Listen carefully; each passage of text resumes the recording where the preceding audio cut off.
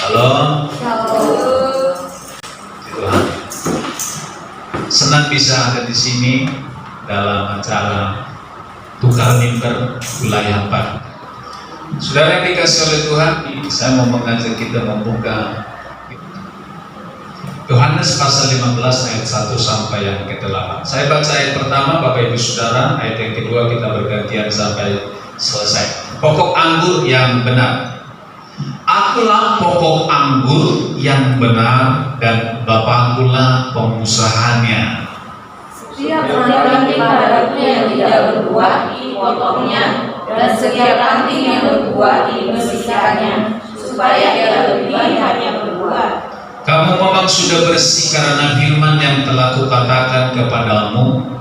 Tinggallah dalam aku dan aku dalam kamu, sama seperti ranting tidak dapat berbuah dari dirinya sendiri kalau ia tidak tinggal pada pokok anggur. Demikian juga kamu tidak berbuah jikalau kamu tidak tinggal dalam aku. Akulah pokok anggur dan kamulah ranting-rantingnya. Barang siapa tinggal di dalam aku dan aku di dalam dia, ia berbuah banyak. Sebab di luar aku kamu tidak dapat berbuat apa-apa. Barang siapa tidak tinggal di dalam aku, ia dibuang keluar seperti ranting dan menjadi kering, kemudian dikumpulkan orang dan dicampakkan ke dalam api lalu dibakar. Jikalau kamu tinggal di dalam aku dan firmanku tinggal di dalam kamu, mintalah apa saja yang kamu kehendaki dan kamu akan menerimanya sama-sama.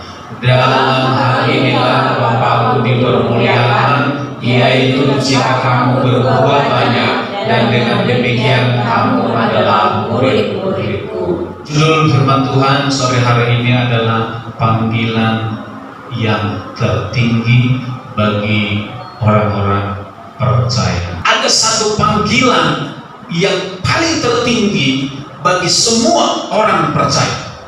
Panggilan tertinggi bukan menjadi pendeta. Panggilan tertinggi bukan jadi nabi. Panggilan tertinggi bukan jadi rasul, bukan jadi pengajar, bukan yang lain-lain. Tapi panggilan tertinggi bagi orang percaya adalah panggilan keintiman dengan Tuhan. Amin. Setiap orang percaya dipanggil untuk intim dan melekat dengan Tuhan setiap hari. Haleluya. Saudara, ada banyak orang percaya, ada banyak orang Kristen berhenti menjadi orang Kristen, berhenti jadi agama, tapi tidak bersekutu intim dengan Tuhan. Saya percaya maksud Tuhan memanggil kita menjadi gagal.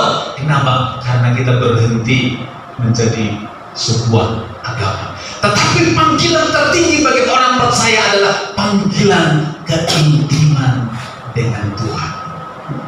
Haleluya. Intim dengan Tuhan.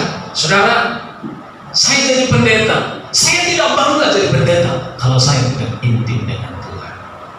Jadi nabi, jadi rasul, jadi guru, jadi dosen, jadi apapun itu, jangan bangga kalau tidak intim dengan Tuhan. Semua itu tidak ada nilainya kalau tidak ada keintiman dengan Tuhan. Amin, saudara. Tahukah saudara, kenapa Yesus datang ke dunia ini? Karena Allah dengan manusia terputus karena dosa. Itu sebabnya Yesus harus datang ke dunia, dia mati di atas kayu salib. Untuk apa, saudara-saudara? Untuk menghubungkan kita kembali dengan Bapa yang sekian lama sudah terputus karena dosa. Ketika kita dihubungkan kembali dengan Allah, supaya apa? Supaya kita intim dengan Dia, supaya kita kembali bersekutu dengan Dia, supaya kita melekat dengan Dia setiap hari, seperti dulu Adam dan Hawa di Taman Eden.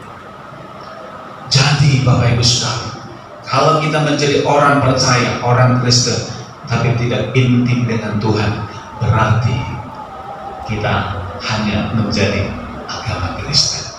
Dan saya percaya orang hanya berhenti jadi agama Kristen dengan intim dengan Tuhan, berkatnya pasti berbeda. Haleluya. Orang yang intim dengan Tuhan, saya percaya dia selalu melihat dan mengalami terobosan baru dalam hidupnya. Tetapi orang yang berhenti menjadi agama Kristen, dia tidak pernah mengalami terobosan, hal-hal yang dahsyat dalam hidupnya. Amin. Firman Tuhan berkata,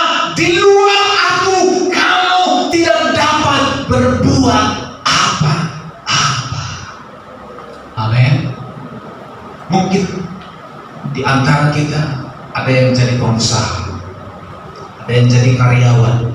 Apapun profesi kita, kita semua sama dipanggil untuk intim dengan Tuhan. Haleluya. Kalau setiap orang percaya intim dengan Tuhan, saya percaya kualitas pendeta dengan kualitas jemaat sama-sama dahsyat dan luar biasa. Amin. Pasti itu, saudara. Jadi bukan karena dia pendeta kemudian doakan orang sakit sembuh, bukan, tapi karena dia intim dengan Tuhan. Kita semua kalau intim dengan Tuhan, kita semua dipakai Tuhan dengan luar biasa. Haleluya. Bukankah firman Tuhan berkata, ketika kita percaya kepada Yesus, saat itu kewarga negaraan kita berubah menjadi kewarganegaraan surga. Haleluya. Artinya saudara-saudara, ketika kita lahir baru, saat itu sebenarnya kita sedang dilahirkan dari atas. Ketika kita dilahirkan dari atas, kita bukan manusia dunia ini lagi, tapi manusia surgawi. Haleluya. Jadi setiap kita adalah manusia surga yang ada di dunia ini. Ketika Nikodemus berjumpa dengan Yesus, Yesus bilang, Nikodemus, kamu harus dilahirkan kembali. Nikodemus bilang, maksudnya apa Tuhan? Oh, kamu nggak tahu. Kamu harus dilahirkan yang kedua kali. Kalau kamu cuma lahir satu kali, berarti kamu hanya lahir secara daging. Kalau kamu lahir yang kedua kali, berarti kamu dilahirkan dari atas. Yesus bilang begini, orang yang dilahirkan satu kali, dia lahir dari daging, berarti kamu hanya lahir dari dunia ini. Kalau kamu lahir dari dunia ini, berarti kamu produknya dunia ini. Kalau kamu hanya lahir dari dunia ini, berarti kamu terikat dengan dunia ini. Kalau kamu terikat dengan dunia ini, itu sebabnya kesukaanmu mabuk, kesukaanmu judi, kesukaanmu kejahatan, kesukaanmu semua keinginan dunia ini. Tapi kalau kamu dilahirkan dari atas, kesukaanmu berubah menjadi kesukaanmu suka beribadah, kesukaanmu suka berdoa, kesukaanmu suka baca Alkitab, kesukaanmu suka tinggal dalam hadirat Tuhan, kesukaanmu suka membawa orang bagi Tuhan, kesukaanmu ingin jadi berkat bagi banyak orang. Haleluya.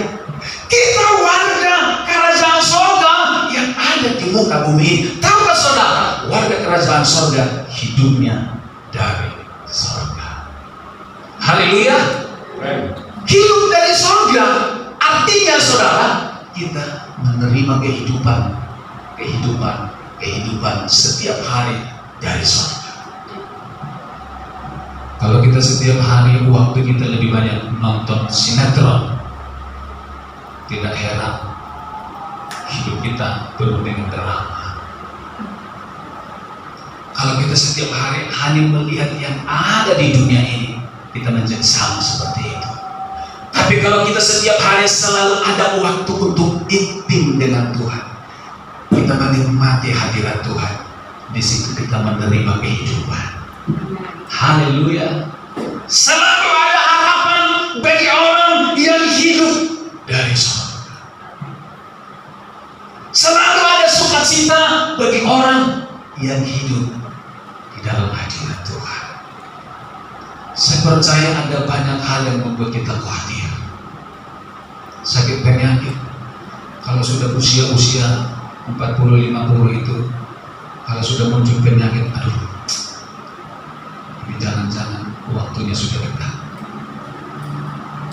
Kekhawatiran makin banyak. Kalau usia-usia muda itu, kekhawatiran seperti itu masih kurang. Tapi kalau semakin tua, mulai muncul berbagai macam penyakit. Kalau tidak kuat imannya, bisa khawatir terus. Yang punya anak, dilihat anaknya kok tidak ada harapan, usahanya sepertinya tidak ada harapan. Aduh, kalau dunia ini semua kita pikirkan saudara-saudara, kita bisa tidak bisa tidur setiap hari. Khawatir. Semakin kita khawatir, berarti kita kehilangan sukacita. Tidak ada damai sejahtera. Tubuh kita menjadi kering, saudara-saudara. Selera makan berkurang, akhirnya penyakit mulai datang semakin banyak. Akhirnya wajah kita pun menjadi wajah yang tidak ada pengharapan. Tapi tahukah saudara, ketika kita masuk di dalam hadirat Tuhan, kita menikmati Tuhan, saya percaya di situ ada kesegaran kembali. Rasanya penyakit yang kita rasakan ketika kita masuk dalam hadirat Tuhan, Tuhan segarkan, kuatkan iman kita kembali. Kita bisa berpikir lagi, yes, penyakitku kecil, masalahku kecil, Yesus lebih besar. Ketika kita mulai berkata, Yesus lebih besar, berarti kita sudah connect dengan sorga. Sorga itu selalu memberikan hal-hal yang menguatkan. Di sorga itu tidak ada kata putus asa. Selalu hal-hal yang mustahil, hal-hal yang dahsyat, hal-hal yang ajaib, itu yang selalu datang dari sorga. Kalau kita kehilangan hal-hal yang ajaib, berarti kita kehilangan keintiman dengan sorga. Haleluya. Di gereja kita bisa menikmati hadirat Tuhan seperti ini, tapi jangan andalkan sekali seminggu di gereja. Yang terpenting itu adalah di rumah setiap hari. Amin, saudara-saudara. Di rumah setiap hari, itu yang paling penting. Berapa banyak waktu yang kita sediakan untuk main HP, berapa banyak yang kita gunakan untuk bekerja, saudara-saudara, untuk hal-hal yang lain. Berapa banyak waktu untuk kita bisa baca firman Tuhan, kemudian renungkan, kemudian kita menikmati hadirat Tuhan. Haleluya. Ketika kita memutuskan, saya mau intim dengan Tuhan, saya tidak mau lewatkan hari ini tanpa saya menikmati hadirat Tuhan. Wow, ada kalanya Bapak Ibu Saudara, kita sudah meluangkan waktu untuk bersekutu dengan Tuhan. Ada kalanya kita tidak merasakan hadirat Tuhan. Bisa-bisa menjadi seperti rutinitas. Kalau seperti itu, saudara-saudara, berarti kita butuh ambil waktu untuk berpuasa.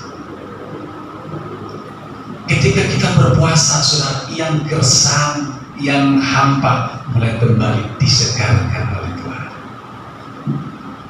Kalau di gereja kita kan setiap tahun kita melakukan doa dan puasa Pentakosta 10 hari. Saudara, ketika kami melakukan doa puasa 10 hari, itu rasanya roh ini saudara bergairah luar biasa. Dan kita selalu menantang orang-orang yang sakit diundang datang ke gereja untuk kita doakan satu persatu supaya mujizat terjadi. Kenapa? Karena saat kita berpuasa rasanya roh kita lebih besar dari semua masalah yang ada. Tapi itu kan seringkali hanya sekali setahun kita lakukan. Apakah kita membiarkan roh kita itu menyala hanya sekali dalam setahun? Kalau dalam setiap minggu, Senin sampai hari Minggu, biasanya kalau kita ambil setiap hari Jumat kita doa dan puasa, itu rasanya sedikit. Kenapa? Karena puasanya sekali, cuma sehari. Malam itu kita berdoa, kita mulai disegarkan kembali. Kalau satu kali dalam sebulan kita sediakan waktu berpuasa 3 hari, wih, saya percaya kalau setiap awal bulan, saudara-saudara, roh kita menyala setiap minggunya. Puasa sekali seminggu menyala, sekali setahun 10 hari puasa hidup dan menyala, saudara-saudara. Amin. Sebenarnya kekuatan kita hanya di situ, saudara-saudara. Amin. Tidak ada lagi kata putus asa, tidak ada lagi kata menyerah. Kalau selalu intim dengan Tuhan, selalu ada harapan. Kalau kita ketemu orang, saudara-saudara, yang keluar dari mulutnya selalu kata-kata yang putus asa, nggak mungkin, itu berarti orang yang sudah kehilangan pengharapan, saudara-saudara. Tapi orang yang intim dengan Tuhan, dengarkan saja perkataannya, pasti perkataan-perkataannya punya iman. Ya, percaya, pasti sembuh, Tuhan pasti tolong. Itu kata-katanya, saudara-saudara. Kalau perkataan kita hari-hari ini sudah mulai, itu nggak mungkin, susah, itu sulit Pak, sulit. Kalau sudah ngomong begitu, berarti itu sudah tidak ada harapan. Perlu masuk kembali, masuk doa dan puasa, masuk dalam hadirat, terima dari Tuhan.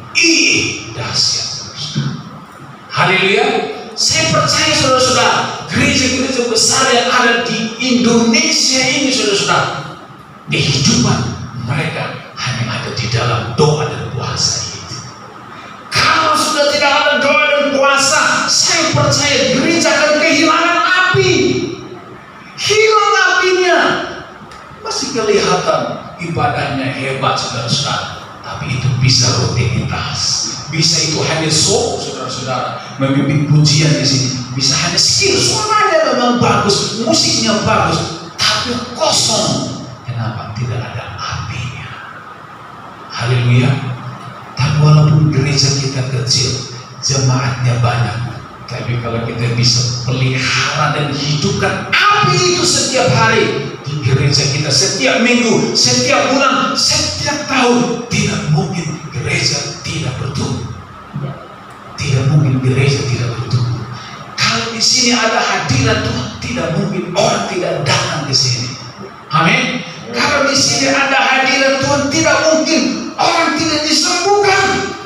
Pasti disembuhkan. Sekalipun kita tidak punya karunia untuk menyembuhkan, tapi saya percaya ketika kita menikmati hadirat Tuhan, orang yang sakit bisa tiba-tiba disembuhkan Tuhan tanpa kita tumpahkan. Bisa. Doa dan puasa, saya percaya keintiman dengan Tuhan. Amin saudara-saudara.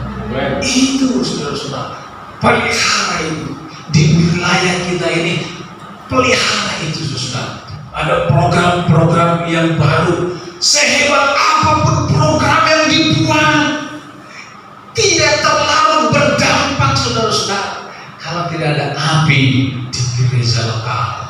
Kalau tidak ada api dimulai dari diri kita.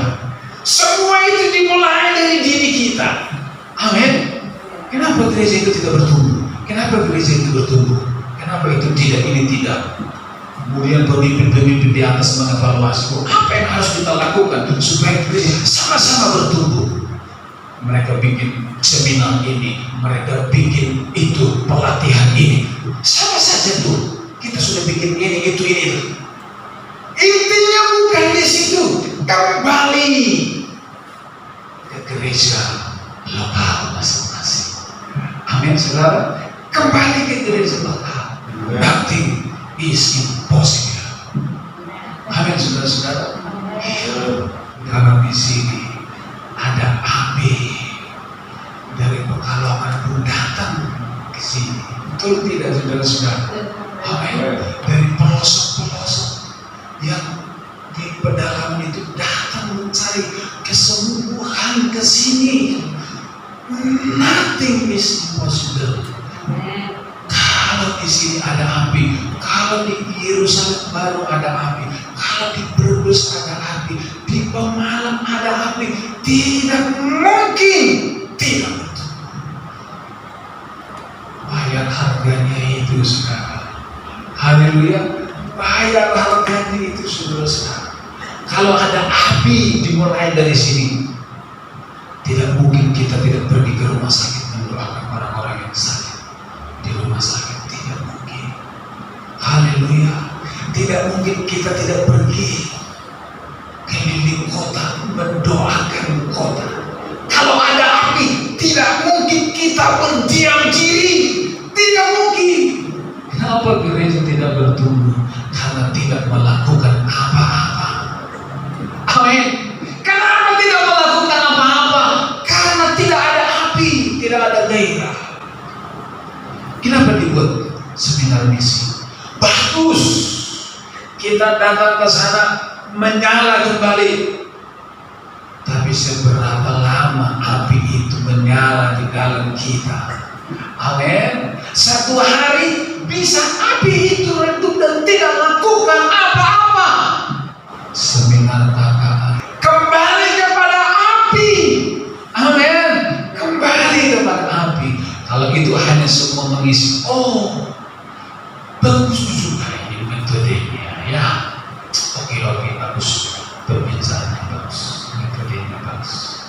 kemudian ikut seminar. Oh, metodenya saya baru tahu ini. Oh, bagus juga ini metode. Oh, ada kesaksian, oh berhasil, oh hebat, bagus. Pulang dari situ, gimana seminarnya? Oh bagus. Metode ini kan, metodenya baru pertama kali, tapi tidak melakukan apa-apa. Itu yang membuat tidak ada kemajuan. Kembali kepada diri kita. Amin. Inti dengan Tuhan. Saudara mau intim dengan Tuhan, saudara mau dipakai oleh Tuhan, kita mau bilang Tuhan, saya mau dipakai oleh Tuhan. Kita bangkit berdiri bersama-sama.